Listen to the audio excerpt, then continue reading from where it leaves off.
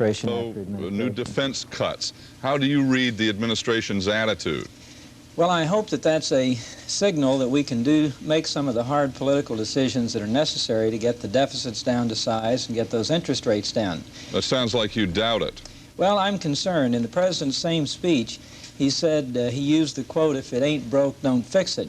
Well, if the economy is not in bad shape, and if the alternative of further economic deterioration, higher unemployment, higher interest rates, etc., if those are not looming before us, then there is no reason to go through this exercise to fix what many consider to be a broken economy or one that's on the break. Congressman, how close are we to a breakdown? Well, I think we're very close to the point that we're either going to make an agreement or we're going to break it open, have disagreement. And we've been at this for 5 weeks now.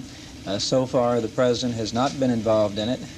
Everybody knew from the very beginning that if this is going to work, the president has to be president and lead it. And so I think we're at that point. You threatened earlier that if we failed to get a compromise, you were going to put Ronald Reagan's original budget on the floor for an up or down vote. You still threatening that? Well, I think if the president takes the attitude that nothing is in bad shape, then that his program just needs to be given a chance, clearly, as chairman of the Budget Committee and the Budget Committee itself will not stand in the way of putting the president's budget on the floor. I think most people recognize that the president's budget is not supported by a majority of Democrats or Republicans, and that we do need an alternative. But again, the question is, how do we get that alternative? For example, I've taken the position that you can't balance the budget on the backs of Social Security. But the fact remains the Social Security system is in bad shape as long as this economy stays sour.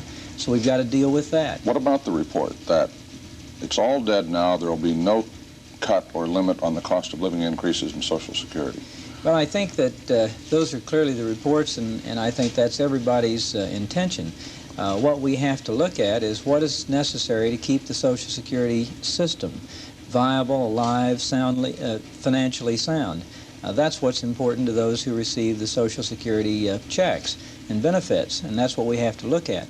As far as the economy as a whole is concerned, the issue is high interest rates, which are just throttling this economy. They're increasing the unemployment, they're increasing bankruptcies, and unless we can get the deficits down to size to take pressure off interest rates and ease up somewhat on the monetary policy, we're never going to get this economy straightened out, and that's what we have to look at. Mr. Jones, what are the consequences specifically if this process drags on? If you don't come up with a compromise, if it goes to an item-by-item kind of check through the rest of the year and drags on maybe to the ST, what are the consequences to the economy? Well, some people are worried about the budget process. That's not really my main concern. My main concern is exactly what you state, what happens to the economy.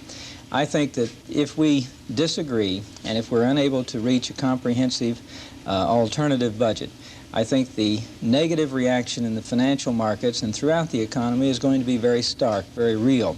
And that's going to lead to upward pressure on interest rates. The upward pressure on interest rates is going to lead to less capital investment. That means more unemployment. And so I think the fears of those who are facing unemployment, the dejection of those who are being forced into welfare will continue. Mr. Jones, thank you very much. Thank you. Thanks, Steve. We'll be back in just a moment. We'll talk with Professor Arthur Miller about the Hinckley trial that starts today, 16 after